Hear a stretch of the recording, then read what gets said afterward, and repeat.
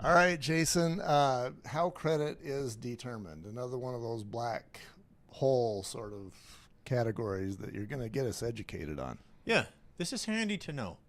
So, when you or a client has a low credit score, or they're wondering how it works, or you want to raise it, this is useful information so you can know how to get it good. So, 35% of your score is the history. So, recency, frequency, and severity. Those are non-word words. So, how often you've made your payment, if it's on time, how late, if it was late. So 35% is on your history. History. That means that 65% is something else. Yeah. Yeah. So, information that goes on your history, bankruptcy judgments, how long they're late or overdue, the amount that's past due, and the time that's passed since that's happened. Okay. So the next is 30% of your score is on the amount due. So the amount you owe on the accounts individually and total together as a whole. The number of accounts with balances, the proportion of credit used, and the proportion of what's available. Okay. So the amount owed. All right. And that's 30%. 30%. And that's, so 35% is what happened in the past. 30% is what's happening today. Right. And then 15% is the length of the credit history. So the time since the accounts have been opened, as well as the time since they've been active. Which, is that the reason why taking out a credit card affects my credit rating, is because I have a credit card with a 0-day history, and so it shortens my average history? Well, in addition to that, you also have a new liability that's possible. Okay. So you've got an unknown. Okay. Anytime you open or close something, anytime you go to these three friends and say, I want to make substantial changes, they say, what's going on? And it's not a bad thing, but your score goes down because that's what they're doing. Right. So 10% of it's credit mix. So what proportion do you have? Credit cards, retail accounts, installment loans, mortgage. And then the last 10% is new credit inquiries. So the number and time since recently opened accounts, and the proportion of total accounts, the number and time since recent credit inquiries, and the reestablishment of positive credit history following past payment problems. So I'm thinking, if a realtor has this written down on some sort of a flashcard and the subject comes up, boy, you're going to sound awfully intelligent by having this information there. Yeah. Well, even if you can just keep in mind, like, your payment history is the bulk of it. What have they done? The amount they currently owe is the next big chunk. This is a big deal. A lot of times people come in and their credit score is a little too low, and all their credit cards are maxed out. And if they just go in and get their credit cards to 30% of the available balance or below, their scores jump way up.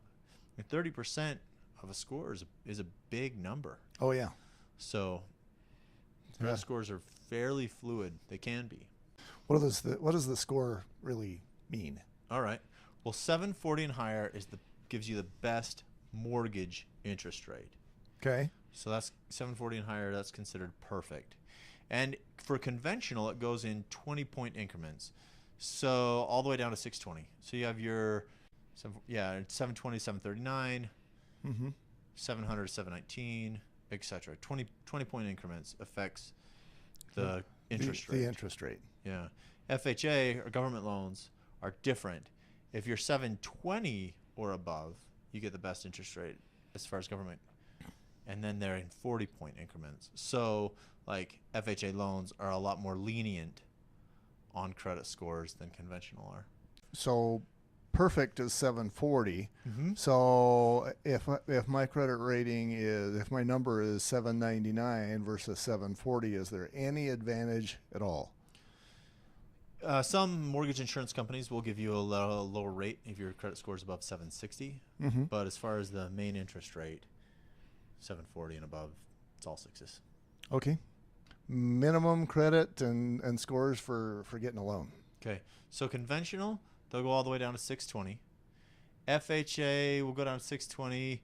FHA as a government agency will go down to 580, but the people who lend the money don't like it. So really, when you get below 620, things start cutting off pretty quick. Mm-hmm. VA is about the same. USDA, they say they go lower, but once you get below 640, it's really difficult. So kind of the effective lowest credit scores 640 on USDA or rural loans. Utah Housing, which is a FHA sub program.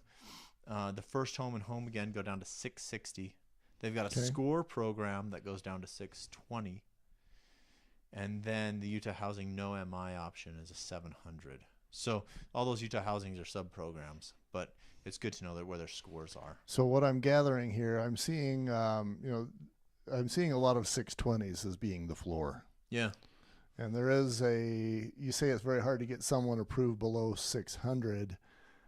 So there is one exception to that, but you used the words very hard. Yeah. So There's a massive fallout. FHA has something they call scorecard, where they report to lenders how many people have foreclosed, how many loans went bad. The scorecard is kind of public information in the mortgage world. And if you have a bad scorecard, investors won't give you money. And so while the federal regulation allows for it, lenders won't do it because typically in the law of large numbers, people with credit scores below 620 are exponentially higher to foreclose. That's the long answer. Makes sense. What do we got next? How to obtain credit? Entertaining. We'll be right back. So entertaining.